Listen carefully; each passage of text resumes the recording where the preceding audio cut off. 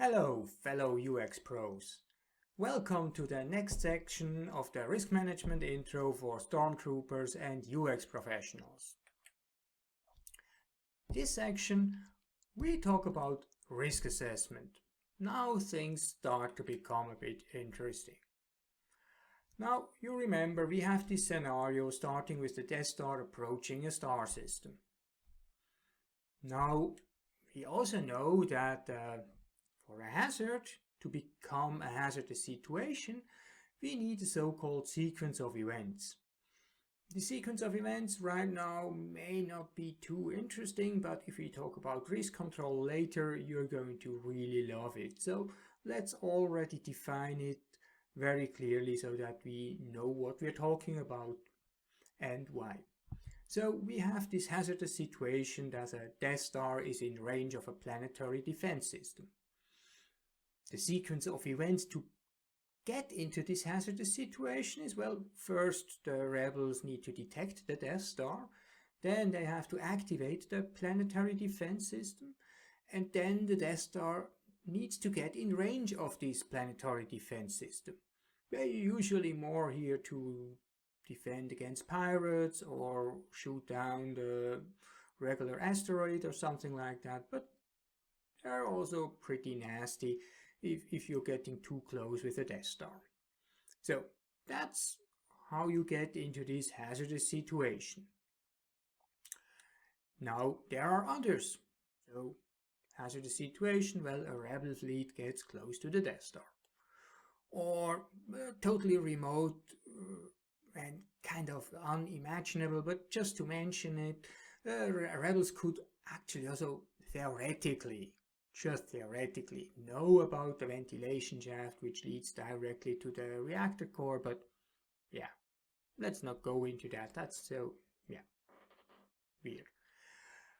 Okay, now if we look at this hazardous situation number one, in range of the planetary defense system, well, we have now all the components we need to start estimating the risk. So we know in which process step we are.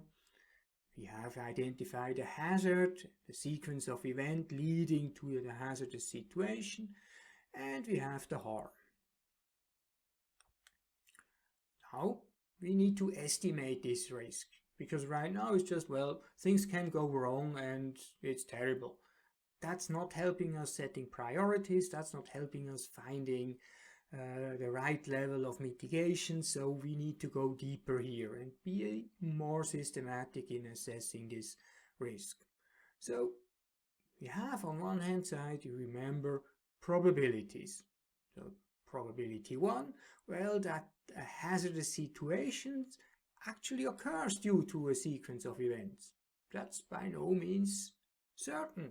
We will see this in an example in a few minutes. And then how to get to this probability? Well, you can do user market research, all these kind of things to get an understanding for probabilities. In hardware design, it's more the mean time between failure, or all kinds of error calculations you can do if you have more complex systems. Usability, it's pretty simple. If you've ever seen it, it's a probability of 100% because then it's going to happen. That's pretty much like software. If it can go wrong, it will go wrong. Say hello to Mr. Murphy. Then there is probability 2. This says, well, how likely is it that the harm occurs if the hazardous situation is actually happening?